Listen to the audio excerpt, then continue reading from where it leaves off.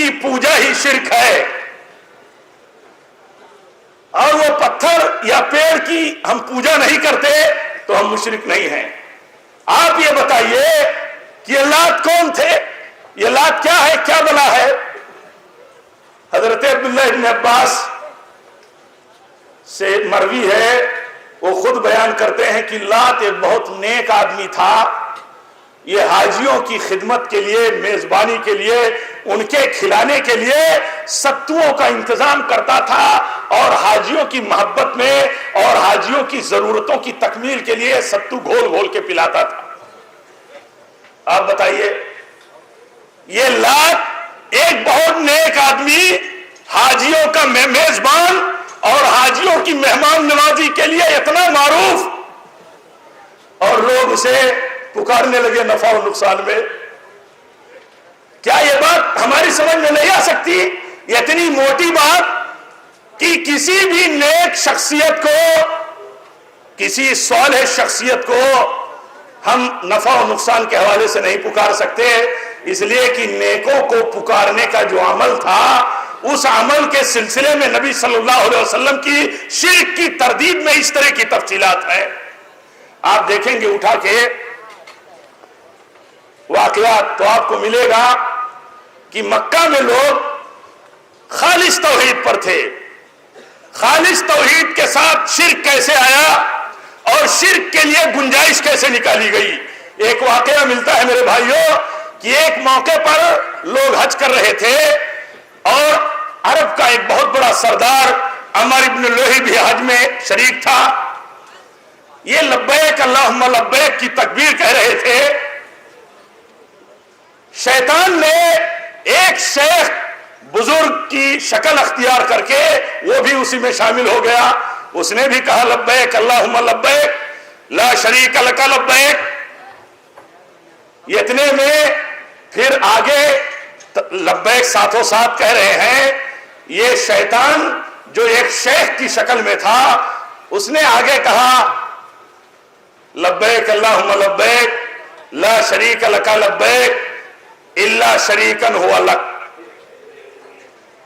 ये अमर इब्न लोही चौंके, बहुत अजीब लगा, तरदीद किया, कहा ये कैसे आपने कह दिया इल्ला शरीकन हुआ लक? ऐ अल्लाह, वो शरीक जो तेरा है, तेरा साझीदार है, उसके लिए भी लब्बैक।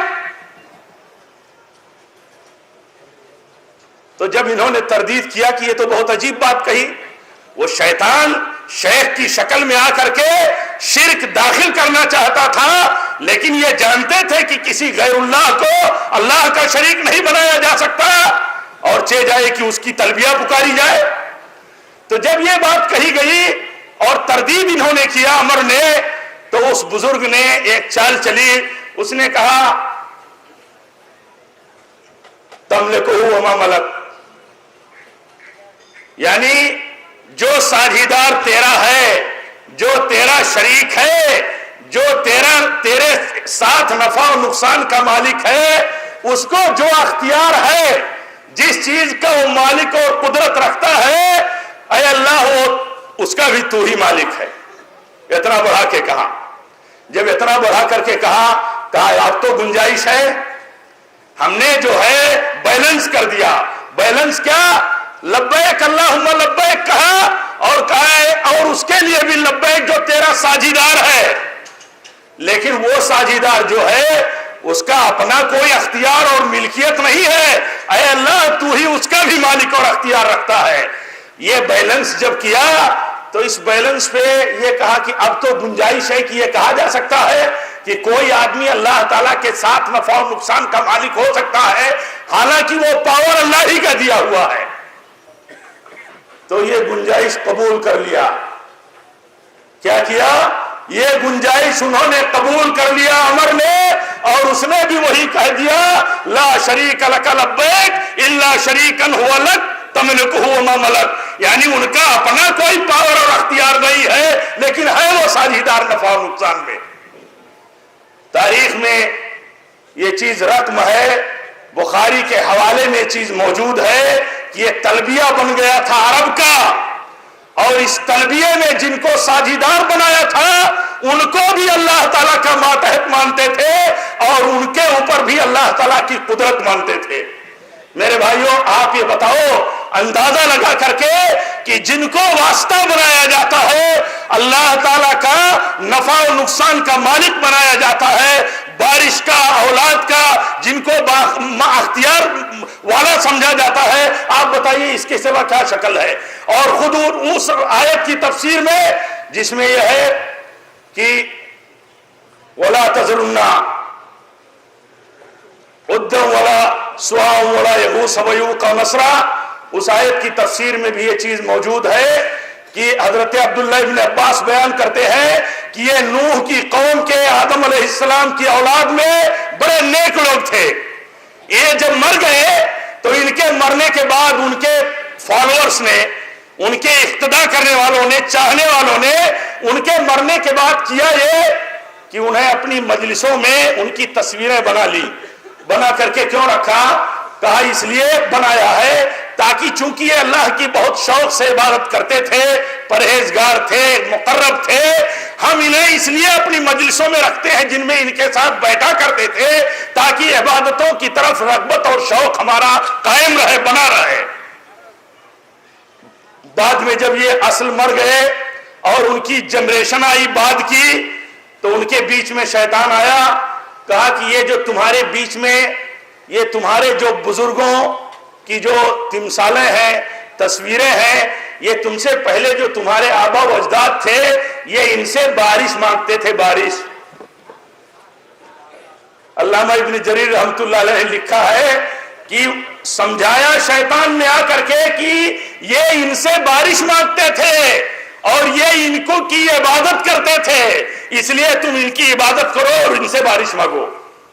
میرے بھائیوں یہ صورتحال تھی۔ آپ بتائیے ان بزرگوں سے بارش مانگنے کو عبادت سمجھا گیا اور اس عبادت کی بنیاد پر تردید کی گئی، تو آپ بتائیے اگر بزرگوں سے بارش مانگی جائے جو اللہ تعالیٰ کے اختیار کی چیز ہے، اور اللہ تعالیٰ کی بارش جو ہے اللہ تعالیٰ کا فضل ہے، اس کا اقرار توحید ہے، تو آپ یہ بتائیے کسی بزرگ سے کتنا بھی اعلیٰ درجے کا ہو، کیا اس سے بارش کا سوال کیا جا سکتا ہے؟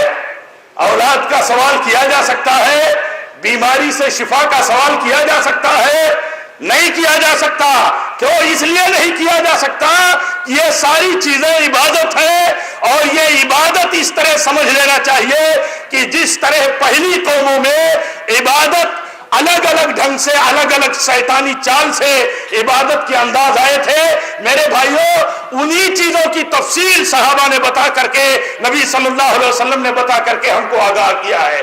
اس لیے توحید پر قائم رہنے کے لیے میرے بھائیوں ضروری ہے کہ شرک کو سمجھو اور شرک کی تفصیلات کو سمجھو، شرک کی تفصیلات بتانے والوں کی قدر کرو، یا اس وقت تک آپ تحقیق کرو جب تک آپ کسی صحیح نتیجے پر نہ پہنچ جاؤ۔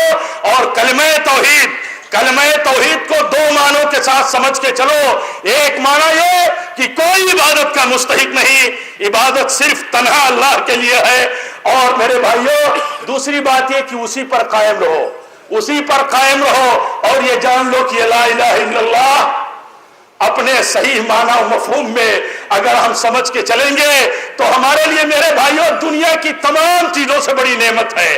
اللہ کے نبی نے بیان فرمایا، ایک موقع پر موسیٰ علیہ السلام نے اللہ تعالیٰ سے کہا کہ اے اللہ مجھے ایسا کوئی ذکر بتا دے، ایسی کوئی دعا بتا دے جس سے تجھے یاد کروں، تجھے پکاروں۔ تو اللہ تعالیٰ نے کہا موسیٰ پڑھا کرو لا الہ الا اللہ۔ تو موسیٰ علیہ السلام نے کہا اے اللہ یہ تو تیرے سارے بندے پڑھتے ہیں، کوئی اسپیشل دعا بتا۔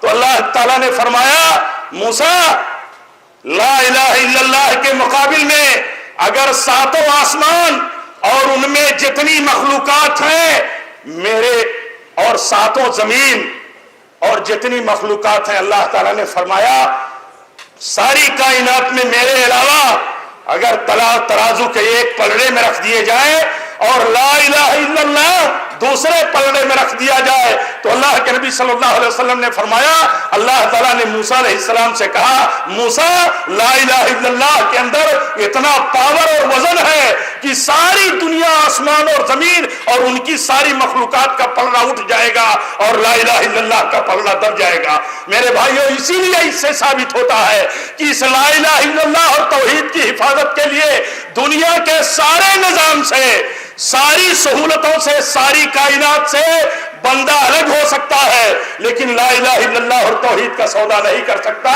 اور شرک کے سلسلے میں کبھی بھی مومن بندہ کہیں بھی کوئی کمزوری نہیں دکھا سکتا, اس لیے کہ لا الہ الا اللہ کے سلسلے میں اسے اس بات کا علم ہے, کسی لا الہ الا اللہ پر جب موت ہوگی تو اسے جنت ملے گی. اور شرک سے بچے گا اس لیے کہ اگر شرک پر مر گیا تو اس کے اوپر جنت حرام ہو جائے گی. اس لیے میرے بھائیوں, ان تفصیلات کے ساتھ اور ان گزارشات کے ساتھ کہ ہم توحید کو سمجھیں, شرک کو سمجھیں اور رب العالمین سے رغبت اور اس کے حقوق عبادت کے سلسلے میں ہم محتاط رہیں.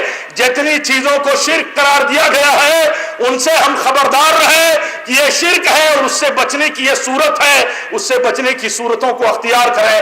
اللہ سے دعا کرتا ہوں کہ رب العالمین ہم سب کو توحید پر قائم رہنے کی تو توفیق عطا فرما. ہر طرح کے شرک سے اللہ تعالیٰ تیری پناہ چاہتے ہیں, جن کو جانتے ہیں ان سے بھی اور جن کو جانتے ہیں ان سے, جن کو نہیں جانتے ہیں ان سے بھی. اے اللہ, تجھ سے دعا کرتے ہیں کہ رب العالمین تو ہم سب کی کوششوں کو کتاب و سنت, توحید اور سنت اور اسی طرح شرک و بدعت کی تردید کے سلسلے میں رب العالمین ہمارے دلوں میں اس کے تعلق سے درد, دعوتی فکر تو پیدا فرما دے. اور جتنے بھائیوں تک یہ دعوت اور پیغام پہنچا ہے رب العالمین ان سب کو اس دعوت پر غور کرنے کی اور جہاں جہاں کمیاں ہیں ان کی اصلاح کی توفیق دے دے. اور ہم حضرت عمر ابن خطاب کی یہ بات یاد رکھیں کہ انہوں نے فرمایا تھا کہ دیکھو, جب کوئی ٹوکے ہم پر کسی برائی پر ہمیں, تو ہمیں اس برائی کے سلسلے میں جب ہمیں آگاہی ہو تو ہمیں بچ جانا چاہیے اور اس تنقید کو قبول کر لینا چاہیے. رب العالمین ہم سے وہ کام لے جس سے راضی ہو, اور رب العالمین ان تمام برائیوں سے تو ہمیں بچائے رکھ جس میں تیری ناراضگی ہو. ربنا تقبل منا انک انت السمیع العلیم وتب علینا انک انت التواب الرحیم. واخر دعوانا الحمد للہ رب العالمین. والسلام علیکم ورحمۃ اللہ وبرکاتہ.